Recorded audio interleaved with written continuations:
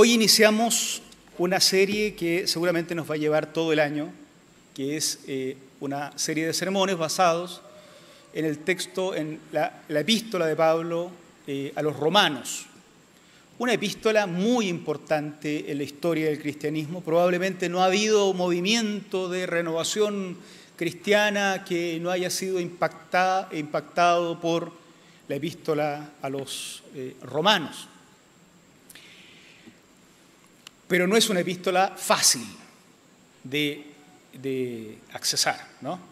Así es que se nos presenta un gran desafío y quisiera invitarlos a leer Romanos capítulo 1, versículos 1 al 7, la sección introductoria de la epístola. Esta es la parte fácil de la epístola porque la parte difícil se la dejé a mis colegas que van a predicar los próximos domingos. Así que yo voy a predicar la parte fácil.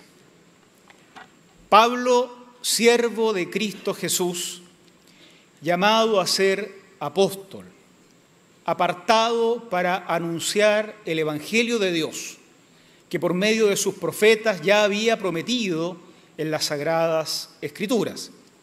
Este mensaje habla de su Hijo, quien según la naturaleza humana era descendiente de David, pero según el Espíritu de Santidad fue designado con poder Hijo de Dios por la resurrección.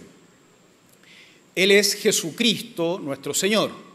Por medio de Él y en honor a su nombre, recibimos la gracia y el llamado a ser apóstol para persuadir a todas las naciones que obedezcan a la fe.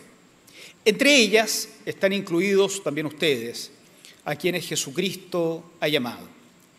Les escribo a todos los amados de Dios que están en Roma, que han sido llamados a ser su pueblo santo. Quiero partir haciendo una confesión que no debe salir de acá, por supuesto. Lo malo es que esto lo van a ver mis conocidos por internet y entonces estoy frito, pero bueno, ya que estamos confesando cosas. Mi nutrióloga dice que no debo comer azúcar. No les voy a pedir que levanten la mano todos aquellos a los que le dijeron lo mismo, ¿no? Porque entonces la confesión, está bien que uno se queme por todos. El tema es que es muy rica, especialmente puesta en tortas, kuchen, galletas, etcétera, chocolate. Dice la nutrióloga que hay cosas que no son tan fáciles de comer, pero son mucho más nutritivas, que nos hacen más bien. Algunos me están mirando así como yo también te lo dije. Bueno, está bien, acepto. Meternos en el libro de Romanos es como hacerle caso a la nutrióloga. No es algo difícil, no es algo fácil de consumir. Probablemente uno podría seleccionar otras historias que son más fáciles de consumir. Producen un impacto inmediato, como un golpe de azúcar, ¿no? Bueno, no vamos a seguir con ese ejemplo porque vamos a terminar todos confesando pecado.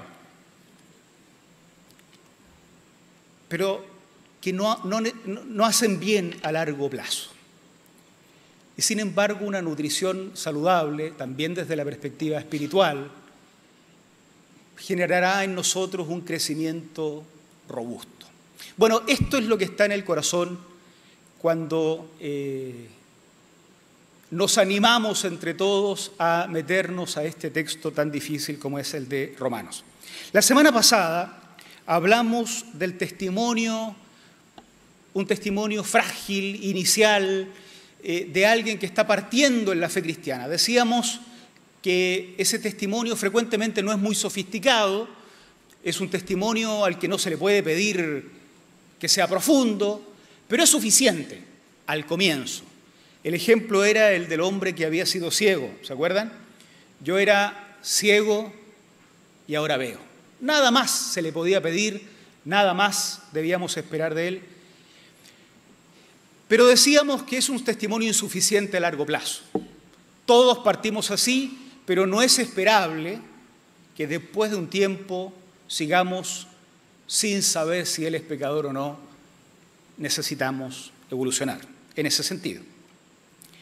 Si tomamos en serio el hecho de que la epístola a los romanos, la carta a la iglesia en Roma, es una especie de carta de presentación del apóstol, porque el apóstol quiere ir a España, que era considerado el último lugar de la tierra habitada en la época de Pablo,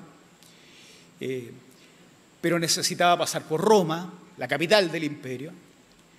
Y si tomamos en serio, digo que esto es una especie de carta de presentación de Pablo, porque la iglesia en Roma no había sido fundada por él, entonces la epístola a los romanos es una especie de testimonio también.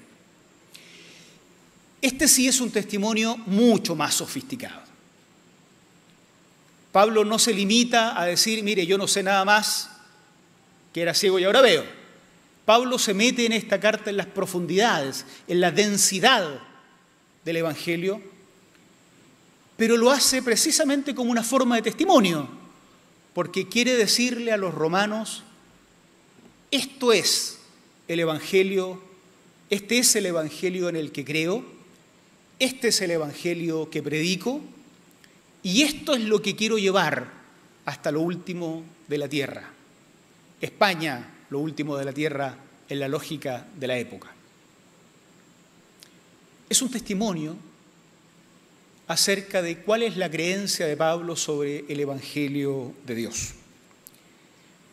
Así es que nuestro texto nos muestra algunas características de lo que según Pablo, según el apóstol, es el Evangelio de Dios. No por nada, la carta a los romanos, la epístola a los romanos, el libro romanos que tenemos en la Biblia, fue llamado en algunas generaciones del cristianismo el Evangelio según Pablo, porque es la manera en que él explica lo que entiende por Evangelio de Dios. Veamos tres características de lo que Pablo explica de su comprensión del Evangelio, y ya les digo que esta es la parte fácil de Romanos, y la parte difícil la va a predicar los otros pastores después. Primero, el Evangelio de Dios, como le llama Pablo, curiosamente, uno está acostumbrado a llamar el Evangelio de Cristo. Aquí Pablo le va a llamar, por lo menos en esta sección, el Evangelio de Dios. Tiene un mensajero cualificado. Pablo se describe a sí mismo. Miren ustedes Romanos 1, versículos 1 y 2, los primeros dos versículos del texto que leímos. Pablo, siervo de Cristo Jesús, llamado a ser apóstol, apartado para anunciar el Evangelio de Dios, que por medio de sus profetas ya había prometido en las Sagradas Escrituras. Pablo, siervo de Cristo Jesús. Pablo, él se presenta con su nombre romano. Un judío de la época normalmente tenía un nombre judío, un nombre familiar, y uno romano. Pablo era Saulo Pablo, escribiendo a los romanos, que es una iglesia ubicada en una ciudad no judía, en un entorno cultural no judío, aunque la iglesia sí tenía un componente judío importante, la iglesia en Roma, se presenta con su nombre romano, Pablo, y añade siervo de Cristo Jesús. La palabra que traducimos al castellano como siervo, doulos en griego, representa una forma de esclavitud. Bien pudo haberse traducido como esclavo de Cristo Jesús. En los sectores de Oriente, el mundo persa, la idea de que los seres humanos pueden ser esclavos de los dioses era relativamente aceptada. Pero en Roma, la esclavitud representaba la forma de calificar a un sector de la sociedad de segunda categoría, sino de tercera. Quienes eran de primera categoría eran ciudadanos romanos y no eran esclavos si eran ciudadanos romanos. Los lectores de la Biblia sabrán que Pablo sí tenía ciudadanía romana, por nacimiento. Y entonces se presenta ante los romanos diciendo: yo soy Pablo, el romano, en este sentido, pero esclavo de Cristo Jesús. Si alguno de nosotros tuviera la brillante idea de escribir un currículum para encontrar trabajo y al comienzo del currículum dijera: mire, yo quiero confesar que no sé nada de lo que... Cualquiera de nosotros le diría: no pongas eso en el currículum. Si hubiéramos tenido la posibilidad de hablar con Pablo antes de que mande la carta, le habríamos dicho: si te vas a presentar a los romanos, no se te ocurra decir que eres esclavo. Además, eres un ciudadano romano. ¿Qué clase de ciudadano romano se presenta como esclavo? Seguramente no nos hubiera hecho caso, porque Pablo es como muchos de nosotros, ¿no? Más porfiado que... La cuestión es que se presenta ante los romanos diciendo: Pablo, nombre romano, pero esclavo de Jesucristo. Bueno, lo dice así: de Cristo Jesús. Entonces, en realidad no es la autodescripción de Pablo como esclavo lo que está siendo destacado acá, sino la dignidad del Señor ante el cual el ciudadano romano no puede sino ser esclavo, la que se está destacando. El grupo de romanos gentiles, decimos a todos los que no son judíos, que están en la iglesia en Roma, habrá pensado, y sobre todo si no eran del marco cristiano en algunos casos, habrán pensado no solo en el error de Pablo de presentarse como esclavo, sino en la dignidad de aquel que es señor de este esclavo. ¿Qué tanta grandeza puede tener ese Cristo Jesús que hace que frente a él el ciudadano libre del Imperio Romano, del imperio más poderoso de la época, solo pueda presentarse como si fuera uno de los capturados por Roma en sus guerras, como un esclavo? El testimonio de Pablo no dignifica a Pablo, sino más bien ensalza a Cristo el Señor. Llamado a ser apóstol. Nosotros estamos acostumbrados a la palabra llamado, llamados a servir en este ministerio, llamado por el Señor para acá, para esto, para el otro. La palabra llamado, kletos, la expresión griega, tiene más bien la idea de invitación, pero la invitación que hace un rey a un banquete que él organiza. Es decir, es una invitación, pero no es posible rechazarla. Los traductores hicieron bien en buscar una palabra que muestre un poquito de obligatoriedad, porque no es que Pablo haya podido decir: ok, te agradezco la invitación, pero llama a otro mejor a ser apóstol. Es casi una convocatoria. Invitado, obligado. ¿Cómo no? Si se acaba de presentar como esclavo. Es esclavo de Cristo Jesús. Invitado, y nosotros ya sabemos que invitado acá es obligado, a ser el mensajero separado, seleccionado para anunciar el Evangelio de Dios. La buena noticia de Dios. La palabra evangelio significa buena noticia, ¿no? Nosotros usamos la castellanización de una palabra griega, evangelion, pero a veces perdemos el sentido profundo, que en este caso es simplemente el de buena noticia, pero no de cualquiera, sino la buena noticia de Dios. Esta buena noticia de Dios, dice Pablo a la comunidad en Roma, formada por gente no judía y por gente judía, esta buena noticia no es algo que saqué del sombrero, no es algo que llegó de forma intempestiva, no es una gran novedad, es algo que había sido anunciado desde antiguo, es decir, cualquier judío acá presente, esa es un poco la imagen que uno debiera tener cuando alguien está leyendo esta carta ante los romanos, cualquier judío acá presente debió haber notado que el Evangelio de Dios, que luego va a explicar, era algo que ya los profetas habían anunciado en las Sagradas Escrituras. Las Escrituras hebreas son parcialmente lo que nosotros tenemos en nuestro Antiguo Testamento. Así es que esto ha sido ya prometido. Cualquiera que leyó los profetas debió haberse dado cuenta que la buena noticia de Dios, que este esclavo invitado a ser mensajero, tiene que comunicar.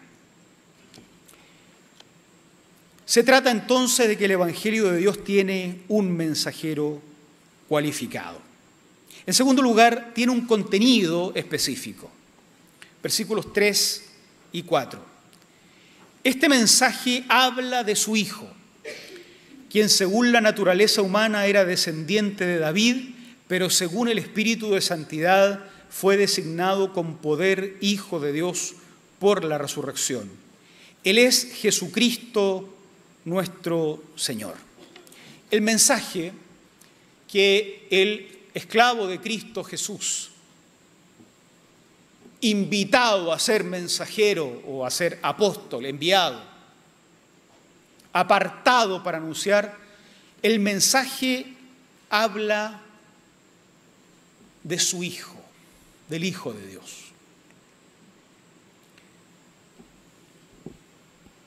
El mensaje no fue objeto de una votación. A ver, hermanos, ¿de qué predicamos?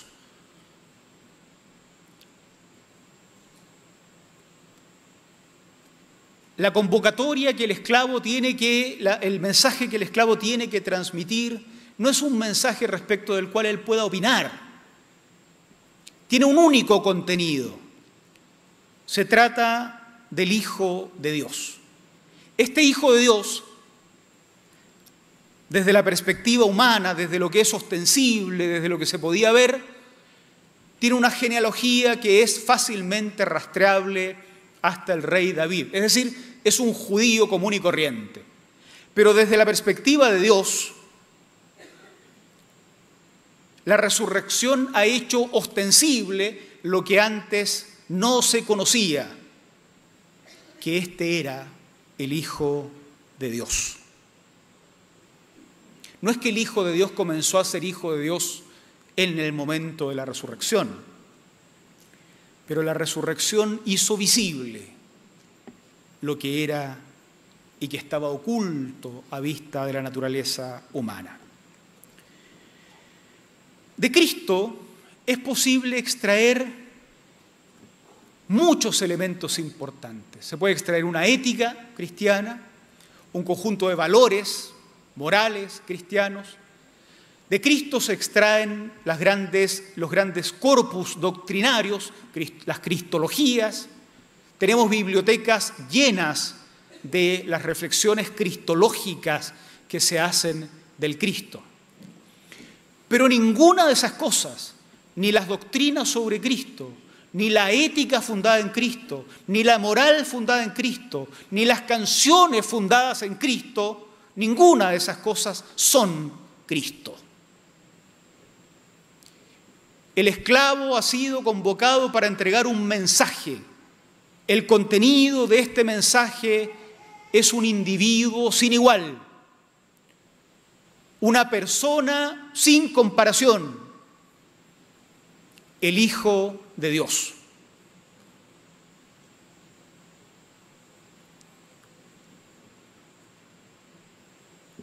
el Hijo de Dios. En tercer lugar, el Evangelio de Dios tiene un alcance universal. Versículos 5 y 6. Por medio de él y en honor a su nombre, recibimos la gracia y el llamado a ser apóstol, para persuadir a todas las naciones que obedezcan a la fe. Entre ellas están incluidos también ustedes, a quienes Jesucristo ha llamado. Por medio de él, en honor de su nombre, se refiere a Cristo, recibimos la gracia, el llamado para ser un apóstol, un enviado con un mensaje. Ya sabemos el contenido del mensaje, el Hijo de Dios. Y han sido enviados a persuadir a todas las naciones. Es decir, es posible rastrear la esperanza y la promesa en las Sagradas Escrituras de un pueblo específico de la historia. Sin embargo, el mensaje debe llegar a todas las naciones, porque la buena noticia, que son el Hijo de Dios, son buenas noticias para todas las etnias. No existe una limitación.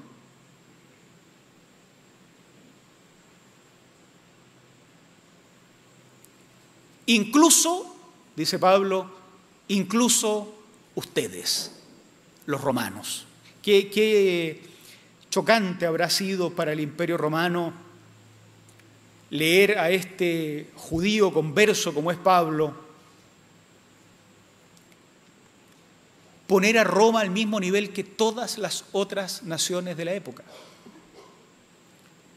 Esta buena noticia es buena noticia para Roma, el imperio, pero también es buena noticia para aquellos otros pueblos donde Roma encuentra sus esclavos, para todos aquellos pueblos donde Roma encuentra sus vasallos, para todos aquellos pueblos masacrados por la maquinaria de guerra implacable del Imperio Romano. Entre todos ellos, también ustedes, los romanos, han recibido el llamado del Señor. Es interesante en este punto la expresión que usa Pablo. Versículo 6. Entre ellas están incluidos también ustedes, a quienes Jesucristo ha llamado. Cuando Pablo se presentó en el versículo 1, decía que él había sido llamado. Yo les explicaba que la palabra que está en el fondo es una que puede mejor entenderse como invitado obligado. Uno podría imaginar que Pablo está definiéndose de esta manera como una forma de mostrar su estatus. Yo he sido invitado y etcétera. Pero en el versículo 6 aplica la misma expresión para los romanos y dice que ustedes también han sido invitados. Ya sabemos que ese invitado es una invitación que no se puede rechazar. Entonces, la manera en que Pablo se describe a lo largo de estos 7 versículos termina siendo también la forma en que describe a la iglesia que está en Roma. Él es un apóstol, esclavo del Señor, con un mensaje que comunicar. El mensaje tiene un contenido específico, pero los romanos también son parte de este apostolado en este sentido. El Evangelio de Dios, como le llama Pablo aquí, es una buena noticia cuyo contenido es un individuo particular, una persona sin igual. Nosotros anunciamos ese mensaje de todas las formas posibles. Cantamos el mensaje de Cristo. Dramatizamos con el teatro el mensaje de Cristo. lo predicamos en un discurso, escribimos un libro sobre el mensaje de Cristo. Hay tantas formas posibles, pero ojo, que habiendo tantas formas posibles hay solo un contenido posible. Que no nos pase nunca que las flores con las que adornamos el mensaje que debe anunciarse no terminen siendo las flores que abracen a aquellos que reciben el mensaje. Porque no hay salvación en lo periférico, solo hay salvación en Jesús. Porque no hay redención, no hay libertad, no hay vida nueva en lo periférico, en lo que adorna el único contenido. No hay salvación en las doctrinas cristianas, no hay salvación en las cristologías ni en la teología. Hay salvación, libertad, redención, vida nueva en un individuo que Pablo define como el Hijo de Dios. Hay un único mensaje que compartir.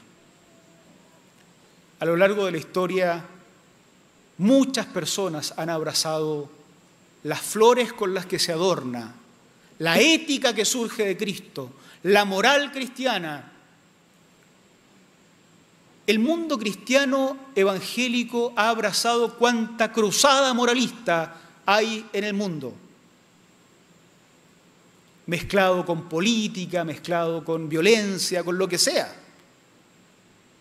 Y se ha olvidado de que hay un único mensaje que debía anunciar, que no se puede teñir de ideología, porque no se anuncia una idea, se anuncia a un individuo, a un hombre, bueno, el Dios hombre, Jesucristo.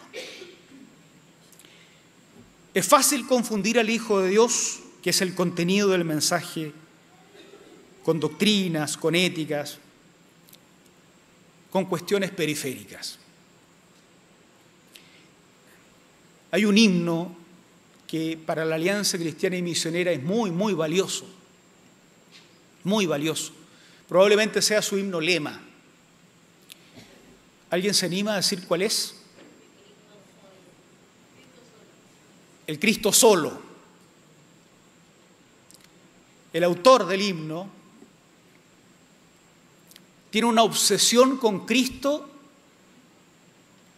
que a uno le queda la impresión de que podría matizar un poquito más. Con el correr del tiempo parecería que es la misma obsesión del apóstol Pablo. Y con más tiempo parecería que todos nosotros debiéramos obsesionarnos con Cristo. Dice que Cristo solo es quien nos salva. Dice que Cristo solo nos santifica. Dice que Cristo solo es quien nos sana. Dice que Jesucristo un día regresa y ha dicho que Cristo solo debiera ser nuestro anuncio. Si eso no es la epístola a los romanos, ¿qué es? Dicho eso, hay que confesar también que la propia Alianza Cristiana y Misionera no ha sido capaz de concentrarse como su propio fundador en la persona de Jesucristo. Otra cosa seríamos si realmente Cristo solo fuera el contenido de nuestro mensaje, que se hiciera visible en el canto, en la prédica, en la enseñanza, en los dibujos, en las dramatizaciones, en nuestras sesiones, si Cristo fuera siempre ostensible en nuestras conversaciones, en todo lo que hacemos.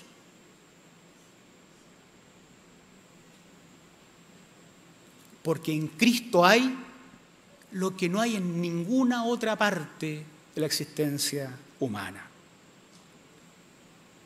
Vamos a meternos en aguas profundas al leer la epístola a los romanos. Y vamos a tener que acudir a cuanta herramienta histórica y social encontremos para detectar ese núcleo del mensaje cristiano. Han pasado 2000 años desde que se escribió esta epístola. Pero que todas esas cosas bonitas y novedosas que usamos como herramientas para escudriñar el texto no nos impidan ver que en el fondo de todo está el Hijo de Dios,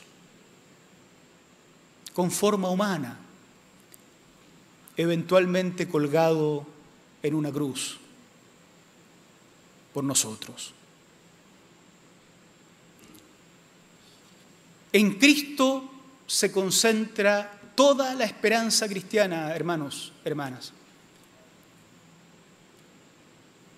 Que al hablar, Cristo sea lo que nos salga de la boca.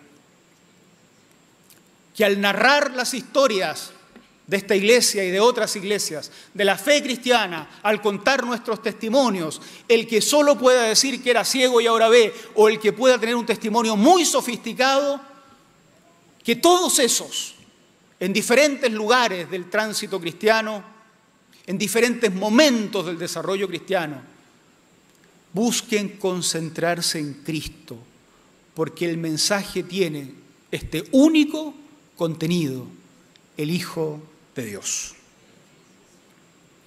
Otra epístola de la tradición paulina expresa la misma concentración cristológica que tiene Pablo. Miren en Efesios, capítulo 1, versículos 9 y 10. Él nos hizo conocer el misterio de su voluntad. Dios tenía una voluntad, pero era misteriosa, hasta que en algún momento la dio a conocer. Él nos hizo conocer el misterio de su voluntad conforme al buen propósito que de antemano estableció en Cristo para llevarlo a cabo cuando se cumpliera el tiempo. Esto es su voluntad misteriosa que ahora se hace evidente. Reunir en Él, en Cristo, todas las cosas, todas las del cielo y todas las de la tierra. Reunir en Cristo todas las cosas, tanto las del cielo como las de la tierra. Si había un plan oculto de Dios que no se conocía, pero que ahora se ha hecho a conocer, se ha dado a conocer, dice el escritor de Efesios, era este. Dios ya venía tramando, pero no lo sabíamos. Dios ya venía planificando, pero no lo sabíamos.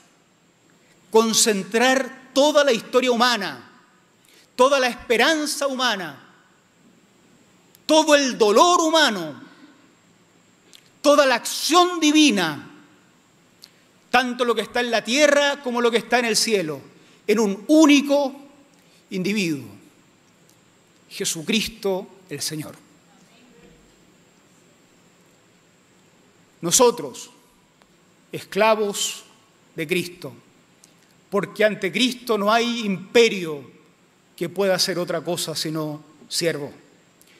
Todos nosotros, esclavos de Cristo, con un único mensaje que anunciar, que da salud, que da salvación, que bendecirá a nuestro pueblo y a todos los pueblos.